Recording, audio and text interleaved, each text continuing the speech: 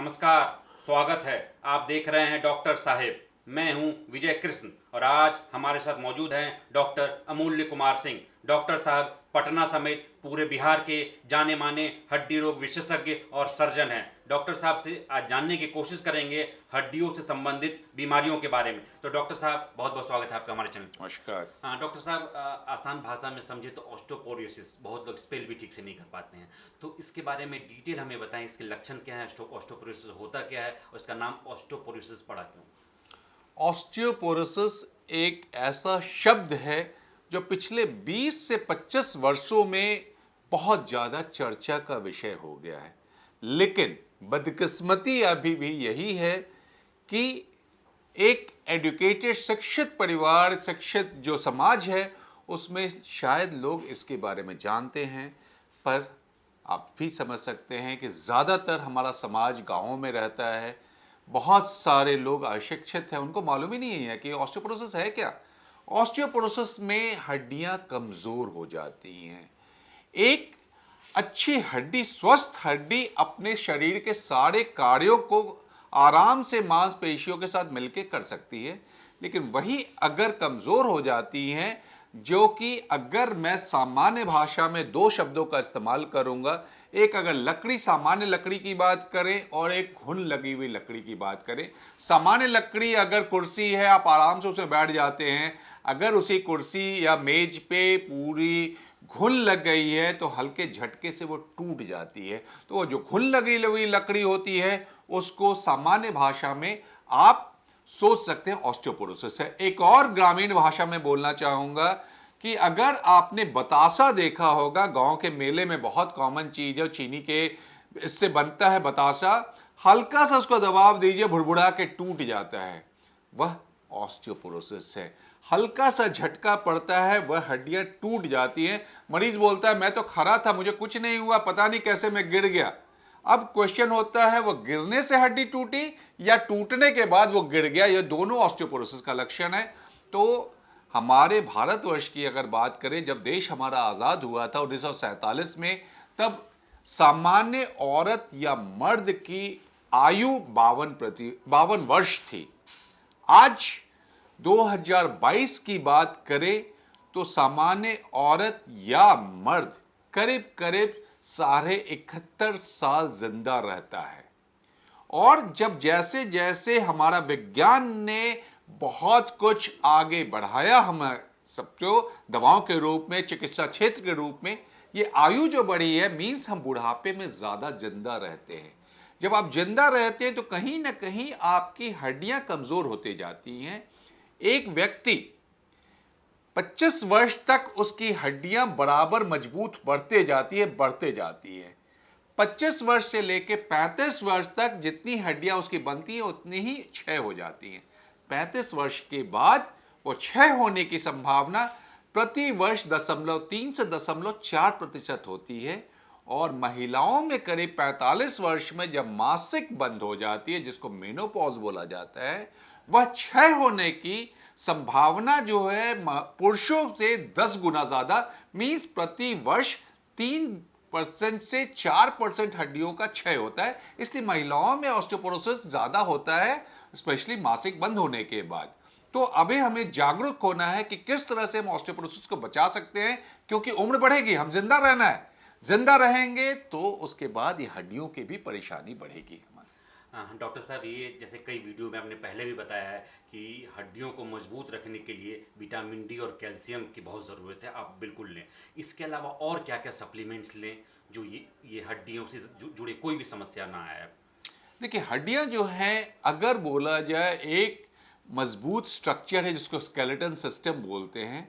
हड्डियों में बहुत सारे तत्व होते हैं, कोलेजन होते हैं, कैल्शियम होता है, विटामिन डी होते हैं, बहुत सारे मिनरल्स होते हैं। ये सारे मिलके हड्डियों को मजबूत रखते हैं।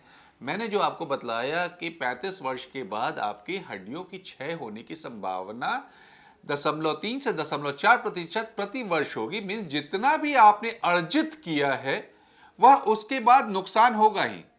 अगर नौकरी पेशे व्यक्ति की बात करें, प्रति माह अगर वह अपने पेंशन वाले अकाउंट में कुछ पैसा जमा करता है, फिक्स डिपॉजिट में कुछ जमा करता है, क्यों, जब उसकी नौकरी खत्म होगी 60 वर्ष 62 वर्ष में, तो उसके बाद उसका इनकम वहां से बंद हो जाता है। तो मैक्सिमम वो 60 वर्ष तक ही जमा कर सकता है, उसके बाद कुछ ना कुछ को निकालना ही पड़ेगा। उसी तरह हमारे शरीर का है, हमारा जो बोन बैंक है वह 30 वर्ष तक ही जमा कर सकते हैं। इसलिए बच्चों को हम प्रेरित करते हैं कि बच्चों को ज्यादा ध्यान देना है। बच्चे अगर हड्डियों को मजबूत करेंगे तो 30 वर्ष तक, एक जब तक वो युवा होंगे उस समय तक मजबूत कर लेंगे। 30 वर्ष से 35 वर्ष तक वो कुछ नहीं कर सकते, लेकिन 35 वर्ष के बाद वो कुछ भी करके रह जाए उनका लॉस होगा ही। तो अगर आपका ये ग्राफ इतना ऊपर चला गया, सपोज कोई बच्चा बहुत अच्छा खान पान करता है, बहुत अच्छा एक्सरसाइज करता है, तो उसकी हड्डियां इतनी मजबूत हो गई। जो कम खान पान करता है, उसका एक्सरसाइज नहीं करता, उसकी हड्डियां यहां मजबूत हुई। तो ये जो व्यक्ति है, जो बच्चा है, इसकी हड्डियां जब कमजोर होंगी, हो सकता है 70 वर्ष की अवधि में वो इतने पहुंचे जो ये 35 वर्ष में ही है। इसलिए बच्चों को हमें ज्यादा प्रेरित करना है, खान पान में ज्यादा ध्यान देना है। कैल्शियम की बात मैं लगातार बोलता रहता हूं। अब कैल्शियम आएगी कहां से? सबसे अच्छा स्रोत है दूध। दूध को कंप्लीट फूड बोला जाता है। अब एक फिर क्वेश्चन आता है, गाय का दूध, भैंस का दूध। मैं आज आपको फिर से क्लियर कर दूं, 100 ml अगर आप गाय का दूध पीते हैं 110 मिलीग्राम कैल्शियम मिलता है। अगर 100 ml भैंस का दूध पीते हैं तो 210 मिलीग्राम कैल्शियम होता है। एक सामान्य व्यक्ति को 1000 मिलीग्राम कैल्शियम प्रतिदिन चाहिए। मींस अगर वह केवल दूध से चाहेगा तो उसको 1 लीटर दूध रोज पीना होगा, जो कि असंभव है। कोई व्यक्ति रोज 1 लीटर दूध नहीं पी सकता है। इसलिए उसको दूध के अलावा कुछ और स्रोत खोजने होंगे, जिसमें दही आ जाता है, पनीर आ जाता है। ये तो दूध के हो गए, स्किम्ड मिल्क हो गए। अब मांसाहारी भोजन की बात करें तो रेहू मछली में 100 ग्राम रेहू मछली आप खाते हैं तो 650 मिलीग्राम आपको मिल सकता है। उसके अलावा बांगड़ा मछली में भी बहुत अच्छा है। चिकन में 60 मिलीग्राम केवल मिलता है। 100 ग्राम खाते हैं तो केवल 60 मिलीग्राम मिलता है। एक अंडा आप खाते हैं तो केवल 30 मिलीग्राम आपको कैल्शियम मिलता है। इसलिए अंडा और ये जो चिकन है उसमें बहुत ज्यादा स्रोत नहीं है कैल्शियम का। अब शाकाहारी लोगों की बात करें, मेथी में बहुत अच्छा कैल्शियम है। मेथी में अगर आप लेते हैं, चुकंदर में, बीट रूट में है, आपको बंद गोभी में है, गोभी में है, ये सब अच्छा है। पालक में जैसे कम है, 100 ग्राम खाइएगा केवल 60 मिलीग्राम मिलेगा। तो खान पान में आपको सेलेक्ट करना पड़ेगा दूध, मांसाहारी भोजन, शाकाहारी भोजन को मिला के कैसे। अगर आप 1000 मिलीग्राम खाद्य पदार्थ से ले सकते हैं तो आपको बाहर से कैल्शियम लेने की कोई जरूरत नहीं है।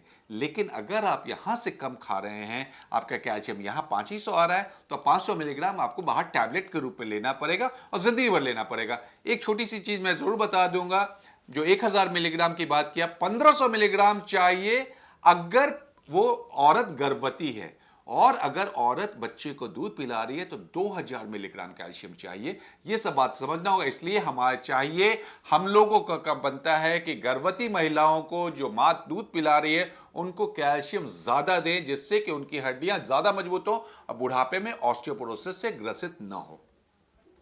हाँ, डॉक्टर साहब अभी बता रहे थे हड्डियों में घुन कैसे लगता है, कैसे आप अपना बचाव कर सकते हैं। कैल्शियम, विटामिन D3 और प्रोटीन, इन सब चीज़ों को आप लें, साथ में आप एक्सरसाइज करें, सूर्य की रोशनी लें और मछली खाएं, और इन सब चीज़ों के सेवन से आप स्वस्थ रह सकते हैं और हड्डियों में घुन लगने की समस्या आप में बिल्कुल नहीं आएगी। आप देख रहे थे डॉक्टर साहब। इस एपिसोड में फ़िलहाल इतना ही। अगले एपिसोड में आपसे फिर से मुलाकात होगी। यदि आपने अभी तक हमारे चैनल डॉक्टर साहब को सब्सक्राइब नहीं किया है तो तुरंत कर लें। आप हमें फेसबुक पर भी फॉलो कर सकते हैं। तब तक के लिए नमस्कार।